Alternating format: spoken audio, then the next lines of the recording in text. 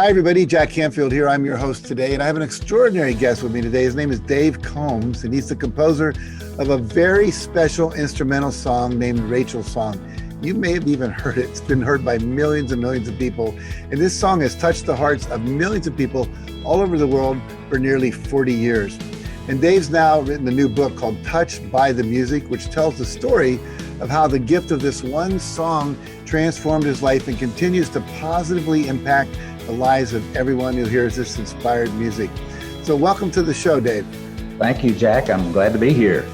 I'm glad to have you. So let's start talking about how you first came to write this beautiful piece of music, and then where the title Rachel's Song came from. Well, as far as long back as I can remember, my favorite way of relaxing is to sit down at the piano and just play something. I'll play some chords and then I'll make up a melody, I'll improvise. But in January of 1981, something different happened. I sat down at the piano and I started playing this song. And I played the verse and then I played the chorus, and it never changed. I played it again. The song was exactly the same. And you know, it never occurred to me that I was writing a song. And then a couple of weeks later, my wife Linda came home. She was humming this tune and she says, "Dave, what is the name of this song?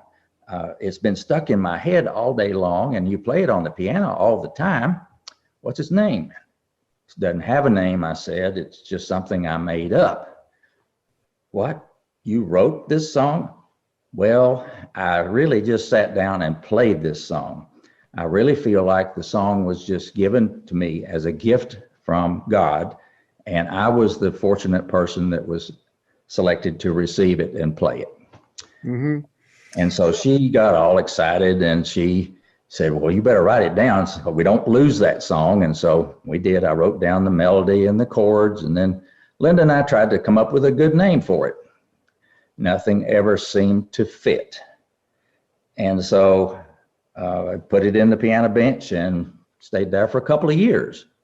And then a couple of years later, good friends of ours had a little baby girl named Rachel. And at her christening service, I had the opportunity to play this song. So I sat down at the piano at the front of the church and I started playing. And as I played, there just wasn't a dry eye in the house. And when I finished playing the song, I looked over to my right and where little Rachel was being held by her mother. And I said, "From now on, this song will be called Rachel's Song in her honor." And Jack, that's how it got its name. That's a beautiful story. Now, obviously, this song we talk about it came to be heard by millions. And when did you first realize the power of Rachel's Song to connect so deeply and intimately with people? Well, 3 years later, after the song got its name, I was on a business trip to Nashville, Tennessee. And while I was in Nashville, I got a demo recording made of Rachel's Song at a studio. And the musician that I selected for playing Rachel's Song, his name was Gary Prim. And he is a wonderful studio musician. And I can remember sitting in the studio and listening as Gary was playing my song, Rachel's Song. And I was just overwhelmed. What I was hearing in the studio was just absolutely amazing music. And I kept saying to myself, "This is it. This is it." Now, I didn't know what it was, but I knew it was something big in my life. Well, when I came home to Winston-Salem after the recording was made, and I played, of course, the recording for folks, and one of the first people that I played it for was a friend of mine named Bob McHome. Well, Bob had this wonderful radio program on Saturday mornings where he played big band jazz music. Well, I played the Rachel's Song for Bob, and Bob was moved to tears. I mean, he was literally tearing up. And so he said, "Dave, you have to let me play Rachel's Song on my radio program." I said, "Okay." Well, sure enough, Saturday morning, Bob plays Rachel's Song on the radio. And the song hadn't even finished playing on the radio when the phones at the radio station lit up. "What's the name of that song you're playing? Would you please play Rachel's Song again?" Well, the radio station manager later told me, he said, in all my years of working in radio, I have never had that happen to me before. Never seen that before. Well, I got all excited. I said, I've got to get this played then on more radio stations. So I got busy and I spent hundreds of hours calling radio stations all over the country. And eventually I got Rachel's song played on hundreds of radio stations. And they didn't just play it once. They played it over and over. In fact, several of the big markets in the country, like Los Angeles and St. Louis, Chicago, Atlanta, Baltimore, it became one of their top requested instrumental songs. And a friend of ours even took the recording to Australia with him. And lo and behold, Rachel's song became the #1 requested song in Australia for over 2 years. Wow. And even today, Jack, Rachel's song is played all over the world, although more on the internet now than on radio. But it's just millions of people have heard this wonderful song. Yeah, when I first learned about you and your song, and I went online and it was on Spotify and Pandora and iTunes and all these places, I thought, wow. And it's, you know, it's an incredible song. It's if everyone watching this, at the very least, you've got to go and purchase a song on Apple, iTunes, or someplace like that, and listen to it. It's a beautiful, beautiful, beautiful music. And so I can see it's the kind of thing, once you hear it, I played it twice in a row. It's like, I want to hear that again. And I plan to use it. I use music in my seminars, and I plan to use that, you know, maybe people are coming into the room in the morning to kind of set a tone, whatever it might be. It's a beautiful piece of music. Now, two things I want to share about your book that I love. You told the story about, I was in Nashville and I got it recorded. That was about 3 pages in the book about how you just left a hotel one night and said, well, I just go find where they record music. And you went down to a street, I forget the name of it, and all the places were closed, but you found one. You talked to that guy. He introduced you to across the street. You then got, you know, Mr. Prim.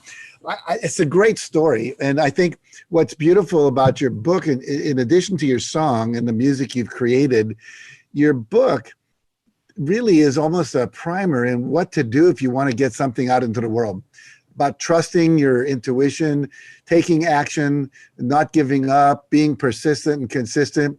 And so let's talk about that a bit, because in addition to being a gifted composer, you're also an entrepreneur, and you've created a successful music business now. You've written over 110 songs. You have 15 albums of music, 11 piano music books. And I know this all didn't happen overnight, because I read your book and you talked about how you did it. But tell us how you were able to sell your music all over the United States. And here's an interesting part to me, with no advertising. Right. Well, you know, when I first got the recording, I was pretty naive. And so I thought, well, I will market my CD, my music through the standard channels, you know, record store. Back then we had record stores. And so I was naive and thought they would just be beating my door down for this wonderful song. So I approached, you know, like Record Bar and Blockbuster Music. You probably remember those. And their music buyers, basically, they wouldn't give me the time of day. They were only interested in big names folks, the folks promoted by the records labels and so forth. And so they were pretty discouraging. In fact, a couple of them were downright rude to me. And so I remember coming home one day and I told Linda, I said, you know, I don't know what I'm going to do with my music, but I do know what I'm not going to do. I am not dealing with these people. And so, and it's probably a pretty good thing, because they're not even in business anymore. But that was my introduction to the big business of music. So fast forward to one of my coworkers at AT&T gave one of my CDs of Rachel's song to a friend of hers named Jane. Well, Jane owned a gift shop in Old Town Alexandria. And so Jane took this CD of Rachel's song, put it in her shop and played it. And every time she played Rachel's song, everybody in the store, all of her customers, they came over to the cash register and said, what is that song you're playing? Do you have it for sale? I want to take that home with me. Well, the next thing I know, I'm on the phone with Jane, and Jane says, Dave, would you sell me some CDs of Rachel's song? I need to sell them to my customers. So I boxed up a bunch of CDs of Rachel's song, and I took them down to Old Town and gave them to her. And I made that trip every week, many, many, many weeks in a row. And I could not believe how many CDs that Jane had sold in that little tiny shop. And so, an entrepreneur I got my inquisitiveness up. I said, I wonder if there might be some other gift shops somewhere else that might play and sell my music like Jane does. So I did a little bit of creative market research and discovered, there's about 80,000 gift shops in the whole country, and thousands of them in tourist areas like Old Town Alexandria. So I got on the phone and I called personally hundreds of gift shops. And I got to speak to either the owner or the manager, whatever.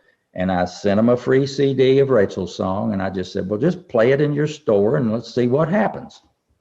Well, you guessed it. The same thing happened in those gift shops that happened in Old Town. And at one point, I ended up with 1,000 gift shops all over the country playing my music. Yeah, I think you said you were getting pallets of your CDs, like, just like thousands and thousands of them coming all at once to be shipped out to all these places. It's pretty cool. So now you've gone and written a book called Touched by the Music. Talk about what inspired you to write the book. A lot of people have been telling me that I needed to write a book. I needed to tell my stories of how I went from one song to 15 albums. How did you go from one gift shop to 1,000 gift shops? And I needed to get this down in writing so that folks could read about this. And so I basically decided to write this book to tell these stories. And I'm an entrepreneur of how it changed my life, how I built a business is a good part of it. But even more compelling, Jack, than my story are the thousands of stories that I've received from fans all over the world that have gone to the trouble to sit down and write to me and tell me their stories of what Rachel's song and my music has meant to them. These stories are just so compelling, so inspiring. They just have to be told. Well, I know the last section of your book is that, and can you share a couple of those with us? Sure, there's lots of stories to choose from, and the first one I ever got was from a woman who heard Rachel's song on the radio when she was stuck in her car in a Christmas rush traffic jam in Atlanta, Georgia. And she wrote to me and she said, "Your music turned a traffic jam into a memorable and pleasurable occasion." And so that was my first one. And then I've got many others. One lady wrote to me and said that my music had touched parts of her heart and soul that she had long thought were dead. And she thanked me for basically making a big difference in her life. Another lady wrote and said that my music she'd never been touched by it like this. And she said it was so nice in a world full of trouble and stress that to have something like this that puts everything back into the right perspective. And another thing that I've found over the years is that almost all of my fans can tell you exactly where they were when they first heard Rachel's song. And the one such example was a young couple that were on their way home from the hospital where they had just lost their first little baby girl at childbirth. And you can imagine the pain and hurt that they were going through. And their letter to me was just so, I could just feel their pain and suffering. And they were strong Christians and they were leaning heavily on God to help them through this sorrow and pain they were going through. And suddenly on their car radio, a song with no words starts playing.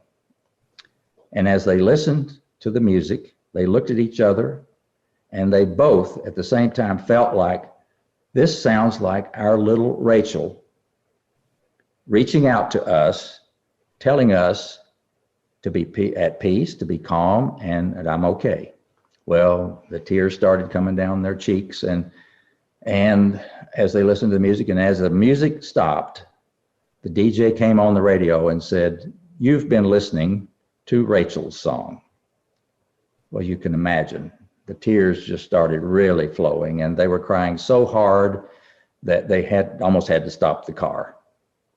Well, when they got home, they called the DJ at the radio station, and he helped them get their own copy of Rachel's song.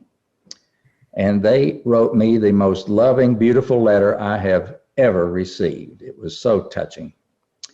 And it's letters like that, Jack, that just remind me that, or make me question, how can a song with no words, how can this song with no words be so powerful? And the only explanation I have is that Rachel's song must indeed be inspired by God. Right. No, I totally agree with that, having listened to it so many times. So one thing about your book that I love, the stories are phenomenal, but the other part is you're a really good writer, and they just read really well. It's like I couldn't stop turning the pages. So I want to congratulate you on that. And I want to encourage all of you watching this to go to Amazon.com, get a copy of Dave's book, Touched by the Music, and read more of these fascinating stories, because the stories are as inspiring as Rachel's song is musically. They are in terms of words and literature. And also make sure you get a copy of you have to have your own copy of Rachel's song. You go to your favorite online music source, whatever that is, it'll be there, and download that. Put it in your computer, put it in your cell phone, whatever, so you can play it, because you'll find it's really, really very inspiring, very comforting music. Dave, do you have a website with more information where people can find out more about the rest of your music? Yes, I sure do. It's very simple. It's combsmusic.com, COMBSMUSIC.com, combsmusic.com. Very good. Well, you're a wonderful man. Just listening to you talk is calming. So I can see how your music coming through you would be nothing but that. So thank you for joining us, Dave. I really appreciate the book you've written, the music you've written, and just who you are and the contribution you're making to the world. So thanks again for joining us today. Thank you, Jack. It's been a pleasure. And for those of you watching, please make sure to get a copy of the book, get a copy of the song, and just have a great week. I look forward to seeing you next week. We'll have another special guest. Until then, stay safe, stay healthy, and be at peace.